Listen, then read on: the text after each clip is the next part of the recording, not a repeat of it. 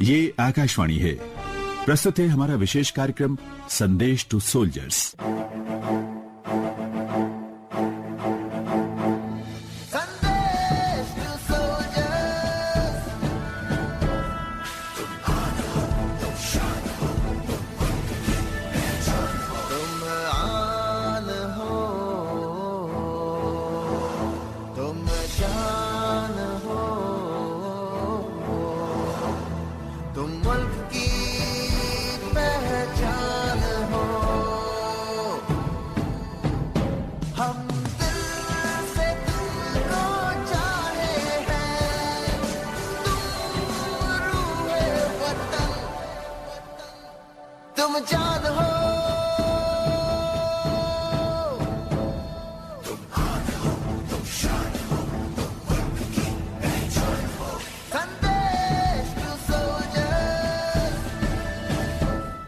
नमस्कार, आप सुन रहे हैं संदेश टू सोल्जर्स। मैं हूं आपके साथ आज इस विशेष मुलाकात में। मेरा नाम है राहुल और आप सबको मैं ये बताना चाहता हूं कि ये एक ऐसी पेशकश है जो हम सभी को, नागरिकों को सेना के साथ सीधे जोड़ने का प्रयास करती है। सेना को अवसर देती है कि वो अपने अदम्य साहस, समर्पण, देश सेवा और जीवन के सर्वोच्च बलिदान और एक सैनिक के जीवन में आने वाली जो मुश्किलें हैं, उनके जो हालात हैं और उनकी जो चुनौतियां हैं, उनसे अवगत कराने का हमें एक काम करें, एक अवसर दे जिससे हम उन्हें जाने। आज हमारे इस कार्यक्रम में पूर्व सेना अधिकारी मेजर पॉल देवासी जी मेहमान हैं। आपका हार्दिक स्वागत है, अभिनंदन है। धन्यवाद सर। बहुत बहुत स्वागत आपका आकाशवाणी की ओर से। मेजर पॉल एक विशिष्ट सेना अधिकारी रहे हैं जिनका सेना में पदार्पण 1992 में बिहार रेजिमेंट की 10वीं बटालियन से हुआ। आपने कश्मीर और असम के सबसे ज्यादा तनावपूर्ण रहे इलाके मानसबल और रांगिया में अपनी बहादुरी, लीडरशिप और अपनी सामाजिक समझबूझ से बेहतर सेवाएं दी। 1996 में जब कश्मीर में चुनाव हुए तो उसमें आपकी यूनिट के कुछ और ऑफिसर्स ने आपका साथ बखूबी निभाया और आप सभी ने मिलकर सफलतापूर्वक चुनाव संपन्न कराए। और उस समय कश्मीर की जो स्थिति थी उससे तो हम सभी वाकिफ हैं। कश्मीर के कार्यकाल में आपकी बहादुरी, अदम्य साहस और अद्वितीय कार्यकुशलता के लिए आपको वीरता पुरस्कार से भी सम्मानित किया गया है। तो यहाँ से हम सवाल जवाब शुरू करेंगे। मेजर पॉल के साथ आपका एक बार पुनः स्वागत, अभिनंदन। शुक्रिया। और मैं अपने सभी श्रोताओं को भी ये बता देना चाहता हूँ कि आज आपका दिन है जब आप इस कार्यक्रम के माध्यम से अपनी बात, अपना संदेश या यूं कहूँ कि आपके जो हृदय के उद्गार हैं उन्हें सेना तक पहुंचा सकते हैं।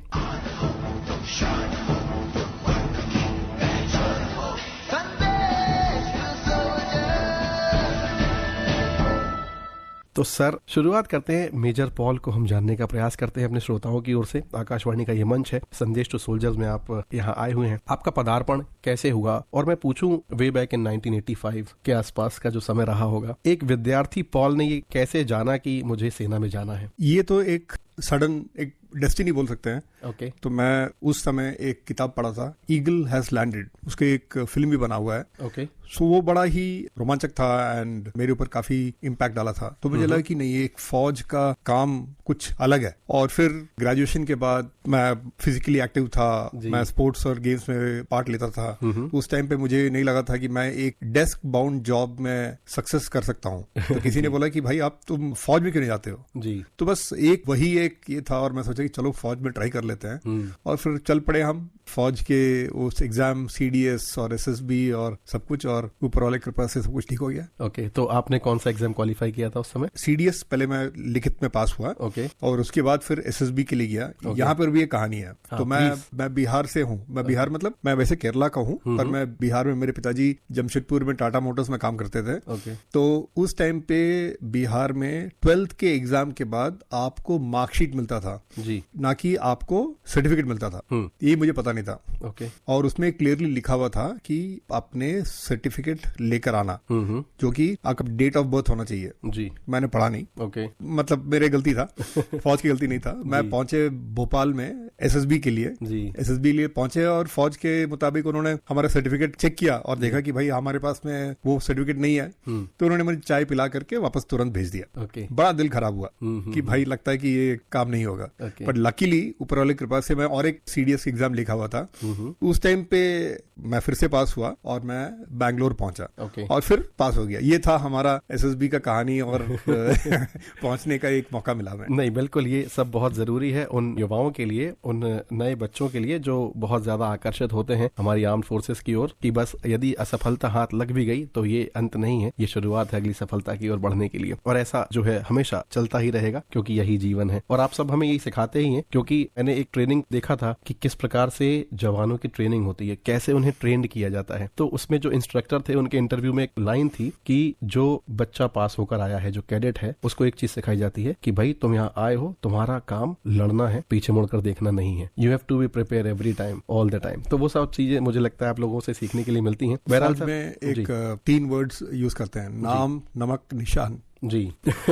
और वो सब आप छोड़कर जाते हैं, नमक और नाम और निशान बिल्कुल रह जाता है। तो ये सारी चीजें बहुत, यानी कि आपके घर में पहले से कोई भी जो है आर्म्ड फोर्सेस में नहीं था, आपने शुरुआत की एक तरीके से। एकदम, मेरे खानदान में कोई भी फौज में गया नहीं था। ओके। और मैं वैसे केरला का हूँ जी। तो केरला में फौज के लोग थोड़ा कम सही है, ज्यादातर लोग केरला से लोग एयरफोर्स में ज्यादा उस टाइम पे थे। तो मुझे लगा कि ये एक अच्छा है, बट लकीली किसी ने मुझे रोका नहीं और फिर आगे बढ़ने का मौका मिला जी। और एक से दूसरा कदम रखता गया और जी फौज में दाखिला हो गया। तो क्या कोई अभी आपकी जो यंगर जनरेशन है आपके घर में, वो भी कोई सर्व कर रहे हैं आर्मी में या किसी? नहीं, मेरे 2 बच्चे हैं जी। दोनों अनफॉर्चुनेटली दोनों ने फौज की तरफ जाना से मना कर दिया। अच्छा। बट एक अच्छी बात है कि मेरे नेफ्यू जी, सिस्टर के छोटे बेटा, वो अभी नेवी में सर्व कर रहा है। तो मैं उसका क्रेडिट ले लेता हूँ कि इसने मुझे देख करके उसने नेवी ज्वाइन किया। बट तो क्या हुआ, नेवी ज्वाइन किया तो आर्मी में होना चाहिए था, बट नेवी ज्वाइन कर लिया था। जी जी, बिल्कुल कोई बात नहीं। वो कहते हैं ना कि पहले मैदान में आर्मी आती है, फिर एयरफोर्स आती है, और फिर लास्ट में जब नेवी आती है तो फिर कुछ ना कुछ गायब हो जाता है मानचित्र से। ये बात आप एयरफोर्स और नेवी वाले के सामने मत बोलना, तो उसमें भी जंग हो जाएगा हमारे बीच में। नहीं, मेरे लिए आप सभी बराबर है। मेजर पॉल, आपसे मैं जानना चाहूंगा, आपने सीडीएस के एग्जाम का जिक्र किया। ये बच्चों में बहुत ज्यादा पॉपुलर एग्जाम है, सीधे देश के साथ कहीं ना कहीं जुड़ सकते हैं, अपनी सेवाएं दे सकते हैं। जब आपने सीडीएस के एग्जाम पास किया तो जो सिलेक्शन हुआ उसकी पूरी प्रक्रिया क्या थी, और जब आप ट्रेनिंग में पहुंचे वहां तक की जो यात्रा थी उसके बारे में कुछ बताएं। पक्का। मैं एग्जाम लिखा और मैं एसएसबी के एग्जाम के लिए मुझे जाना था बैंगलोर। तो मैं जमशेदपुर से बैंगलोर में जाना था। मेरे एक दोस्त था जिसके भाई फौज में था। ओके। उस टाइम पे तो सेलफोन का जमाना नहीं था, लैंडलाइन का जमाना था। जी, बिल्कुल। उसके भाई आया नहीं था। तो फिर मैं जाने से एक दिन पहले मैंने उनसे पूछा कि भाई देख, मैं कल जा रहा हूँ तो मुझे क्या करना चाहिए। तो उसने बस 2 शब्द बोला, बी पॉजिटिव। ओके। बस उसी बी पॉजिटिव के चक्कर में फौज में हो गया। बैंगलोर पहुंचे तो वहां पे जाकर के पहले दिन आपको स्क्रीनिंग आउट होता है, आजकल बड़ा ये होता है, मतलब वो बी पॉजिटिव के चक्कर में सबने अपने बी पॉजिटिव करके हम निकल गए। और फिर बहुत सारे रिजेक्शन हुए। हमारे 2-3 बोर्ड्स थे, कई सारे बोर्ड्स में पूरा रिजेक्शन था।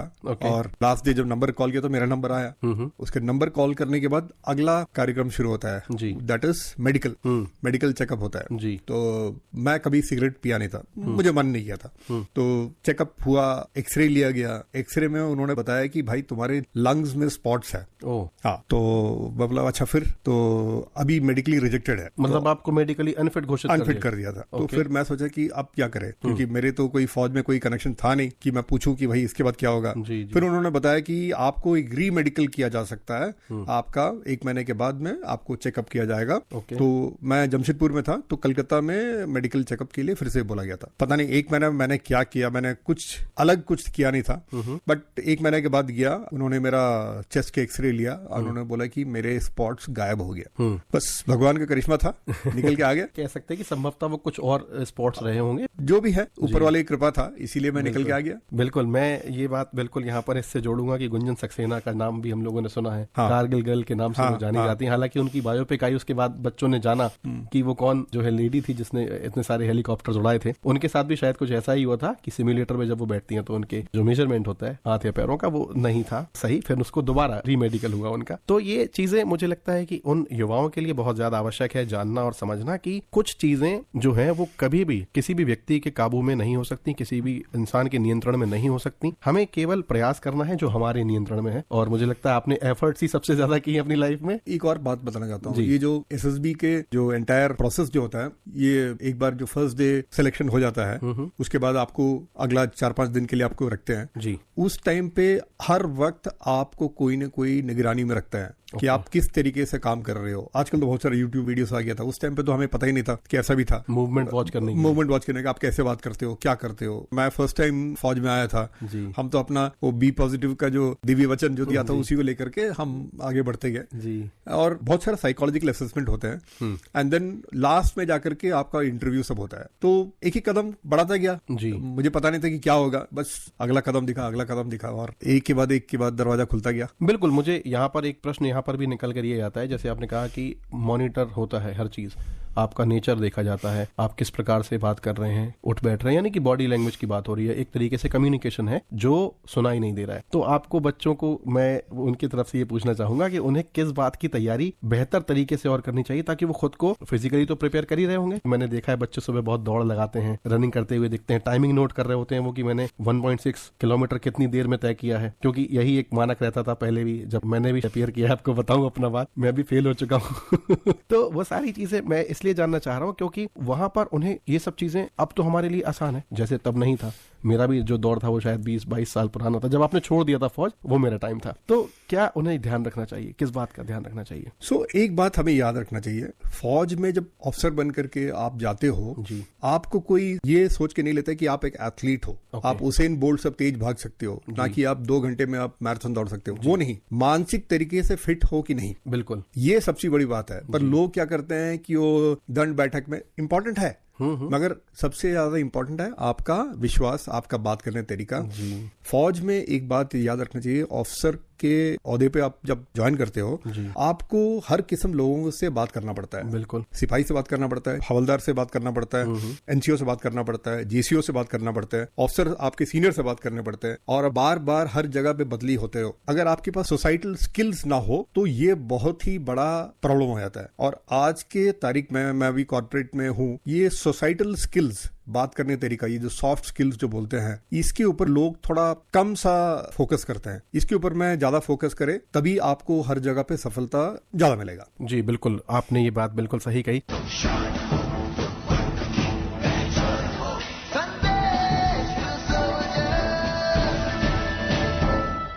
सर, आपने एग्जाम पास किया, आप ट्रेनिंग में पहुंचे। अब मैं एक ऐसे प्रश्न पर आ रहा हूं जो बहुत ज्यादा महत्वपूर्ण है, एक कैडेट के लिए, एक एस्पिरेंट के लिए और एक ऑफिसर के लिए। ट्रेनिंग में जब आप पहुंचते हैं तो ट्रेनिंग जो है कितनी मुश्किल होती है, और आपकी ट्रेनिंग कितनी मुश्किल थी, और यदि थी, how did you overcome it? मैं ओटीए मद्रास से या फिर ओटीए चेन्नई से पास आउट हुआ हूँ। ओके। ओटीए चेन्नई का वेदर काफी ह्यूमिड रहता है, और मैं बताना चाहता हूँ कि मैं पहले फिजिकली फिट था, मगर ये फौज के जो ट्रेनिंग के मुताबिक नहीं था। ओके। तो जब मैं फौज में पहुंचा था ट्रेनिंग के टाइम पे, तो मैं 60-62 किलो के थे। ट्रेनिंग का टाइम आपका 90-91 के आसपास रहा होगा? यस। ओके। 91 में पहुंचा और 92 में पास आउट हुआ। ओके। तो उस टाइम मैं 60-61 किलोस का था। और जब पास आउट हुआ तो मैं 52 किलोस का हो गया था। और तब जबकि मैं फिट था, तो मतलब पूरा एकदम सब कुछ निकाल दिया था। तो ये ट्रेनिंग का मकसद क्या होता है कि आपको स्ट्रेस में डालना। ओके। सो फिजिकल स्ट्रेस में डाल करके आपको मेंटली उसको ओवरकम करना पड़ता है। वो अंग्रेजी में बोलते हैं ना, pain is a state of mind, but ये pain is a state of mind तक पहुंचने के लिए आपको बहुत सारा पेन सहना पड़ता है। तो ये ट्रेनिंग के मुताबिक, ट्रेनिंग के साथ में होता है। और फिर ट्रेनिंग के टाइम आसान नहीं था। मैं सच बोलना चाहता हूं कि मैं वहां से छोड़ के भागने के लिए भी सोच के रखा हुआ था कि मैं भाग जाऊंगा वापस, बस नहीं होगा। फिर मैं सोचा चल एक दिन और रुक जाते हैं जी। एक दिन, वो 6 साल हो गया और मैं अभी यहाँ पे बैठा हूँ, आपके साथ बात कर रहा हूँ। सबसे बड़ी मेरे को मुश्किल था कि मैं स्विमिंग में नहीं कर सकता था। ओके। और फौज में स्विमिंग काफी फौज के तरीके से सिखाया जाता है, काफी कठोरता से सिखाया जाता है। बिल्कुल। तो अगर आप, तो पहला टर्म में आपको 25 मीटर पास करना पड़ता है, और दूसरी टर्म में 50 मीटर का। ओके। तो 25 मीटर तो मैं बहुत स्ट्रांग था, तो फिर मैं जैसे तैसे हाथ पैर मार करके पहुंच गया था। 50 मीटर के टाइम में मैं बहुत सारा पानी पिया। तो हमारे कोच में जोक बोलता था कि हमारे कोच के आधा स्विमिंग पूल का पानी मैंने खुद पिया था। इनफैक्ट मुझे वार्निंग भी दिया गया कि भाई तुम अगर अगले 1 हफ्ते के अंदर में अगर आप स्विमिंग नहीं क्लियर करोगे, आपको फेल किया जाएगा, आपको और एक बार रिपीट करना पड़ेगा। पड़ा। बट अगेन फिर से मैं बी पॉजिटिव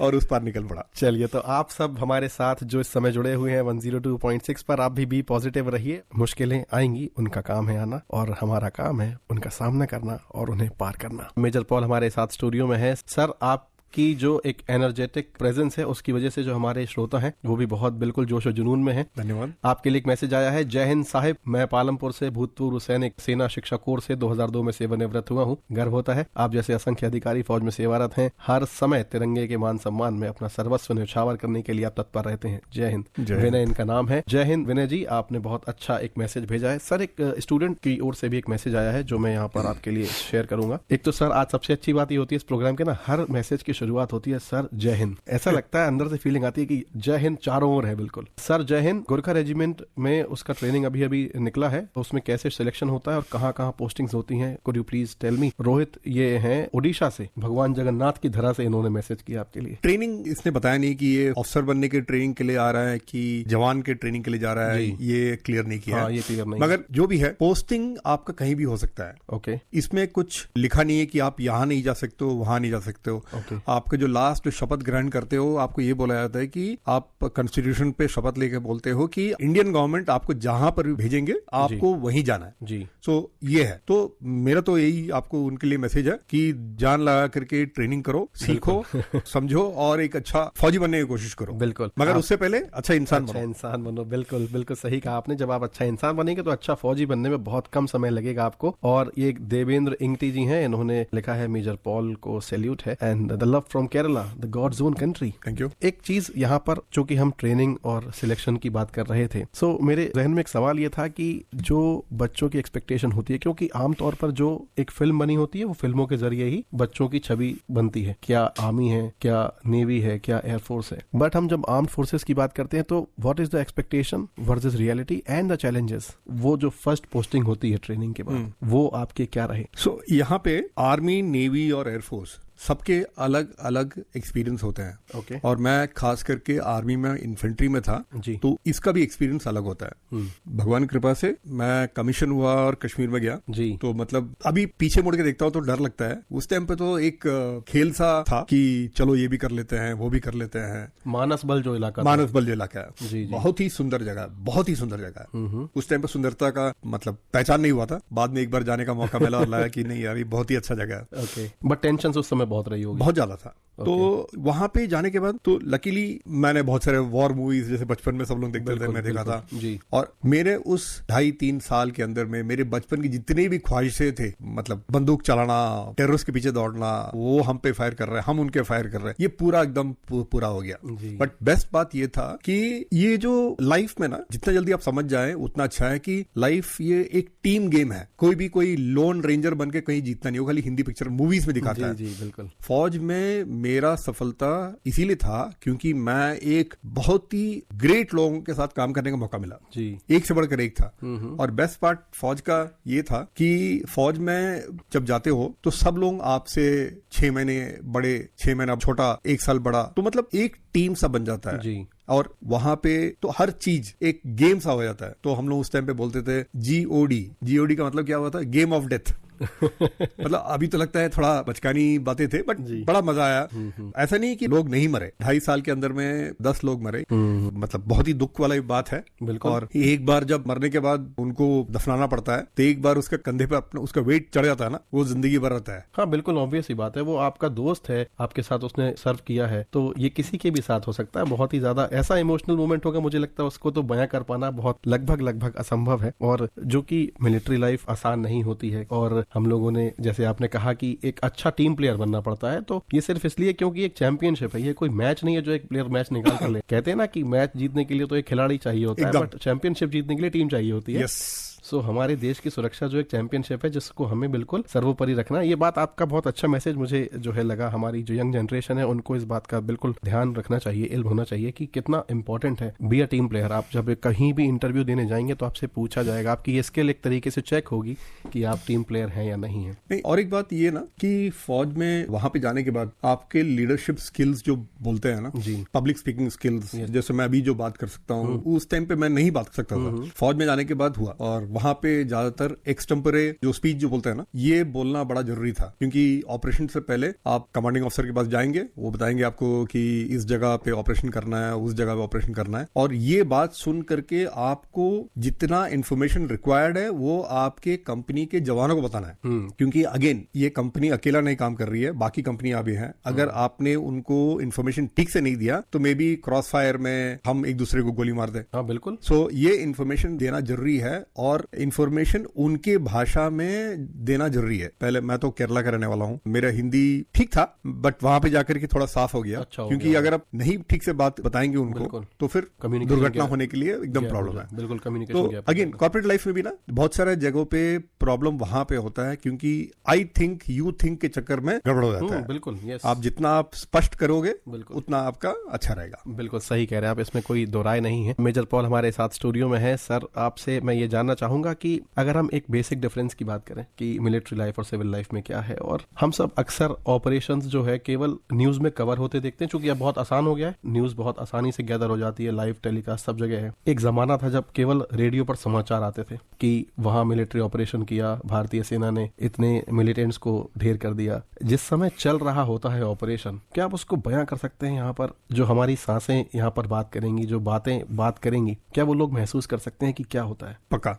आपने दो सवाल पूछा जी। एक सवाल पूछा कि फौज के लाइफ और सिविल लाइफ में अंतर क्या है जी। मैं बोलता हूँ कोई अंतर नहीं है। ओके। जैसे कि कॉर्पोरेट में आजकल हर आदमी के पास में लैपटॉप होता है, तो फौज में हमारे पास में AK-47 था, आपके पास में लैपटॉप था। ठीक है। वार करने के लिए आप लैपटॉप का इस्तेमाल करते हैं, हम लोग AK-47 का इस्तेमाल करते हैं। आपके पास में फोन था, हमारे पास में पिस्टल था। सेम। ठीक है। और अगर आप देखें तो आप जिस जगह पे काम कर रहे हैं आप भी एक यूनिफॉर्म ही पहनते हैं जी। सो सब लोग एक यूनिफॉर्म पहनते हैं। अगर आप इवन एक IT फर्म में जाओ, सब लोग यंग लोग हैं, सब टी शर्ट पहनते हैं, सब जीन्स पहनते हैं, सब स्नीकर्स पहनते हैं, वो भी एक यूनिफॉर्म है जी। फौज में भी बाहर में भी हर किस्म के लोग मिलेंगे। People who are very dedicated, people who are not dedicated, people who are sometime dedicated, sometime not dedicated. Okay. तो हर किस्म के लोग मिलेंगे। जिस सोसाइटीज हम आते हैं उसी प्रकार के तो फौजी हम बनेंगे। सो आपका अपना जो सिखलाई जो आप बचपन में आपके एनवायरमेंट से सीखे हैं उसी कारण में आप एक फौजी बनते हैं। ये नहीं कि फौज भारतीय फौज के लोग जो आते हैं कहीं बाहर से, बाहर दुनिया से आते नहीं, हम भारतीय ही है जी।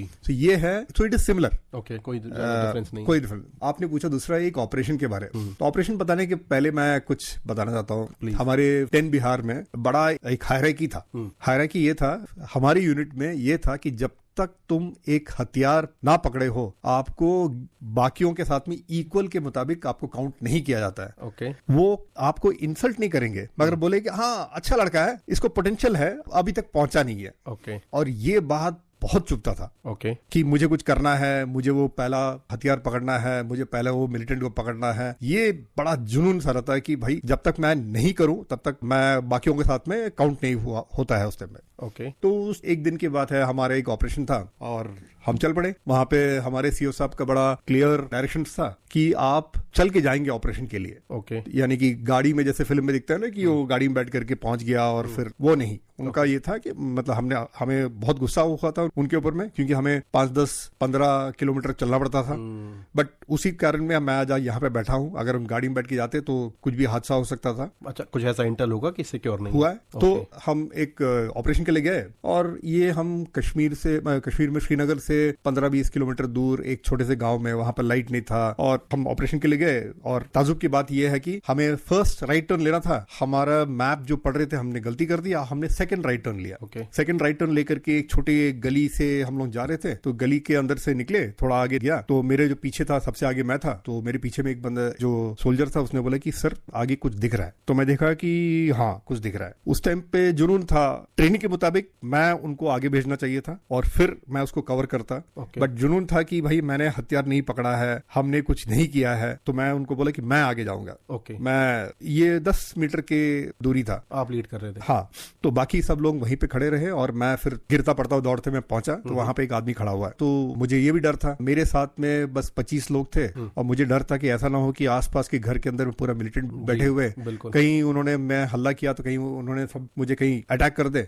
तो फिर मैं उनको धीरे से बोल रहा हूँ, मतलब अभी तो सुन के हंसी आ रहा है। मैं उनको बोला कि हाथ ऊपर करो, तो वो बंदा जो भी करे एक ही हाथ ऊपर कर रहा था, जो सामने दिखाई दे रहा था। हाँ, जो मतलब मैं उसके पास पहुंच गया था। ओके। तो ऐसा है कि जो हथियार होते हैं, AK-47 होता है, अगर कोई AK-47, आप ट्राई मत करना, मैं मैं ऐसा कुछ भी नहीं करने वाला हूँ। तो अगर हथियार वाले आदमी के पास अगर आप पहुंच जाते हैं तो उसको हथियार चलाने में दिक्कत होता है। ओके, ठीक है। क्योंकि उसके बैरल आप कंट्रोल कर सकते हैं। ठीक है। तो मैं ये सोच करके मैं दौड़ के आगे पहुंच गया और एकदम 6 इंची की दूरी पे, और मैं उसको बोल रहा हूँ हाथ ऊपर करो।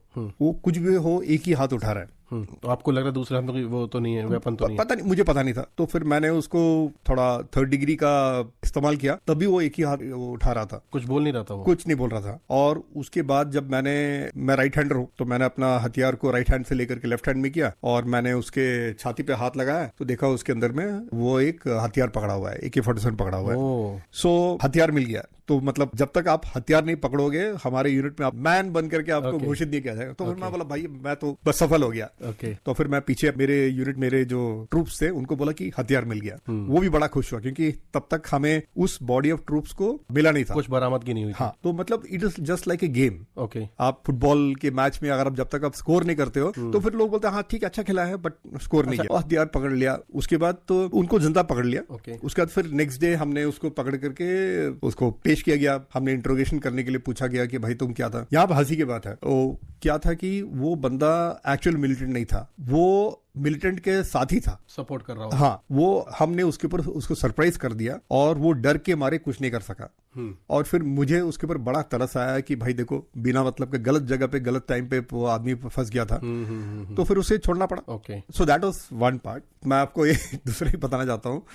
ये हमारा एक ऑपरेशन चल रहा था, तो ऑपरेशन के टाइम पे आप रेडियो पे हर बात सुनते हो। तो आप रेडियो पे आप सुनते हैं, जैसे कि सिक्योर फ्रीक्वेंसी जो होती है, सिक्योर फ्रीक्वेंसी में सुनते हैं। ओके। तो क्या हो रहा है आप सुन सकते हो कि जैसे ही वो क्या बोलता है, शिकार नजदीक आता है, लोगों के आवाज में तेजी आता है, और फिर लोग बोलते हैं कि यहाँ पे ये हो रहा है, वहां पे ये हो रहा है। तो उस टाइम पे हमारे एक अफसर एक मिलिटेंट के पीछे उनको दौड़ा करके एक अंडरग्राउंड तहखाने में चला गया, और फिर उनके बीच में उनको गोली चला और मिलिटेंट मारा गया, मगर अफसर को गोली लगा, घायल हो गए, वो हाथ में गोली लगा। हम लोग सब अफसर थे, तो हमारे बीच कोई अफसर को गोली नहीं लगा था। तो हमारे पहला इंसान था कि जो गोली लगा था। हम सब वापस जाकर के सर से पूछ रहे थे, सर कैसा महसूस हो रहा है आपको? और डॉक्टर बोल रहे थे कि भाई उसको गोली लगा है। तो हम उनको ये बोल रहे थे कि भाई देखो, गोली लगा तो क्या, वो तो बात कर ही सकता ना, आप उनके ऊपर जो भी करना है करो। एंड मतलब मैं आपको इसीलिए ये बोलना चाहता हूँ कि अगर उस टाइम पे अगर हम सीरियस हो जाते तो हमारा वो 2.5 साल 3 साल जो काटना मुश्किल हो जाता है। हर वक्त हम एक ह्यूमरस वे में हमने हर चीज को इस्तेमाल किया कि जब तक लीडर के अंदर में पॉजिटिविटी नहीं होता है, आपकी टीम अगर आप ही हर वक्त बोलेंगे मर गया मर गया मर गया, तो फिर आपके टीम वाले भी बोलेंगे भाई हम तो मर ही गए। तो यानी कि आप लोग ये करते थे कि दर्द का मेरे यकीन, आप करें या ना करें, अर्ज इतनी है कि इस राज का चर्चा ना करें। वाह, एकदम ठीक बोले। जज्बी साहब का ये शेर है जो मुझे याद आया। मुझे लगता है कि बिल्कुल आप लोगों ने सही डिसीजन लिया, क्योंकि एक दूसरे को मोटिवेट करने का अच्छा तरीका था ये। एकदम। और ऐसे समय में जब आप अपने परिवार से दूर हैं, आपके पास कोई भी अपना नहीं, आपकी यूनिट ही आपकी माई बाप है। एकदम। कहते हैं ना कि भाई मेरा माई बाप, मेरा भाई बहन तो मेरा यूनिट है बस। और ऐसे समय में वही आपके साथ रहेगी। तो सर, ये वाकई में एक ऐसा अनुभव है जो मतलब मुश्किल कर देता है जीना। थोड़ा और भावनात्मक प्रश्न मैं आपसे पूछना चाहता हूँ। आपने कुछ ऐसा बताया कि जो हम सब के दिलों को छू गया है।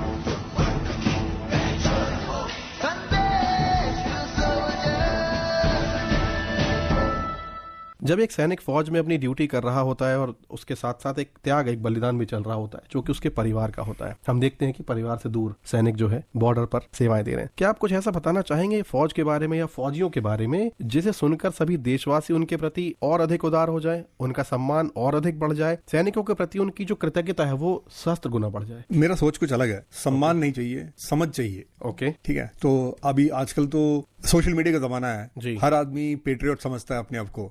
हर आदमी हर जगह पे खड़ा होकर के भारत माता की जय बोलता है। बोलना खराब नहीं है, मगर कब, कहां, कैसे, क्यों, इसके ऊपर में अपनी सोच है जी। मैं आपको ये बताना चाहता हूं कि जब मैं कश्मीर में था या फिर कारगिल से पहले, यानी कि कारगिल हुआ 99 में। यस, 99 से पहले जो भी फौजी एक्शन के टाइम पे शहीद हो जाते थे उनके बॉडी वापस नहीं आता था। मतलब उनके घर नहीं जाते थे? नहीं, हिंदू वहीं क्रिमेट किया जाता था। यस, हिंदू है तो क्रिमेट करके उनके अस्थियां वापस आता था। अगर क्रिश्चियन और मुस्लिम होते थे उनके जो पर्सनल इफेक्ट्स होते थे वो लेकर के वापस जाता मतलब उनको दफना भी दिया जाता था वहां पर? यस, और उनका जो लेफ्ट ओवर सामान एक तरीके से। यस, तो मतलब एक अभी आप समझ सकते हैं कारगिल के बाद फैमिलीज एटलीस्ट एक क्लोजर मिलता है उस टाइम पे। उनके लिए सब कुछ, उनका बेटा है, किसी का पिता है, किसी का एग्जैक्टली। ये मतलब अभी अब बोलने से कई सारे लोगों को विश्वास नहीं होता है, सच्चाई यही है। हमने जो 10 लोगों का जो देहांत हुआ वहां पे उनको क्रिमेट किया गया, सो सच्चाई वही था। और जस्ट इमेजिन आपके किसी के घर के सामने में एक गांव में, मैं बिहार रेजिमेंट का हूं, तो फिर बिहार के एक छोटे से गांव में एक अफसर पहुंचता है और बोलते है कि खटखटा के बोलता है कि आपका बेटा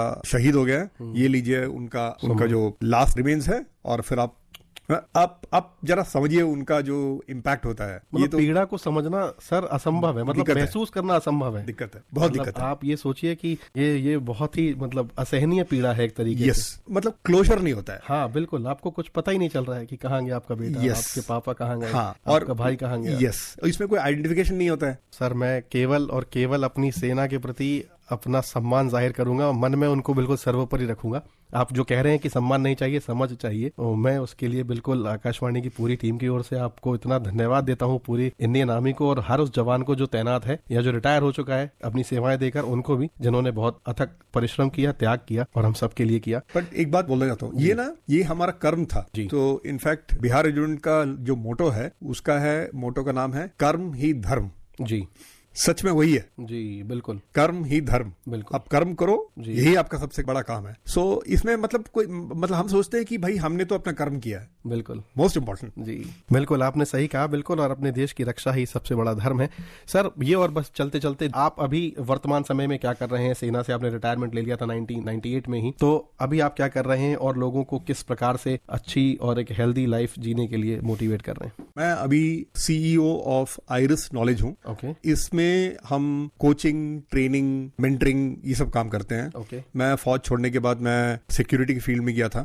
तो मैं तकरीबन 3 डेकेड सिक्योरिटी में काम किया, कई सारे मल्टीनेशनल कंपनीज में काम किया। और अभी यहाँ पे हूँ। और कोचिंग के थ्रू मैं विश्वास करता हूँ कि लोगों के लाइफ में बदलाव लाने का मेरे पास एक माध्यम है। बिल्कुल सर, क्योंकि आपके पास जो अनुभव है वो उनसे आप जो उन्हें सिखाएंगे, मुझे लगता है वो उनके लिए बड़ा अच्छा एक अर्निंग होगी उनकी लाइफ की। सर हम एक और चीज यहाँ पर आपसे जानना चाहेंगे, चूंकि हम जानते हैं कि 2047 अब बहुत ज्यादा दूर नहीं है, हमारी बहुत ड्रीम प्रोजेक्ट की तरीके से वो हो गया है और हर क्षेत्र में काम कर रहे हैं। तो जो युवा चले आ रहे हैं, जो बच्चे बिल्कुल अब रेडी हैं, 16, 17, 18 साल के हो गए, 20 साल के हो गए, जो बिल्कुल सेना में जाने के लिए तैयार हैं या किसी और फील्ड में भी, उनके लिए आपका क्या संदेश रहेगा? विश्वास करो, कर्म करो, बस यही काफी है।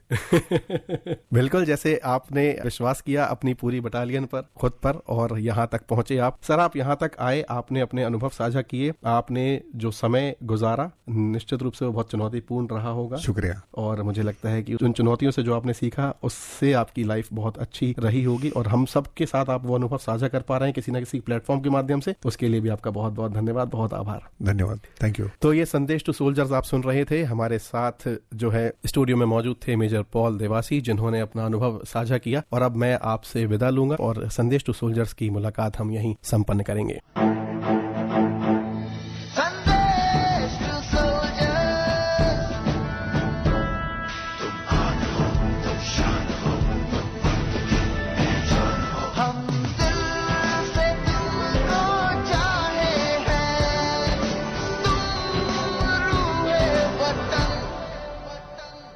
तुम जान हो, संदेश टू सोल्जर्स। अभी आप सुन रहे थे हमारा विशेष कार्यक्रम संदेश टू सोल्जर्स। ये कार्यक्रम आकाशवाणी के दिल्ली केंद्र से प्रसारित किया गया।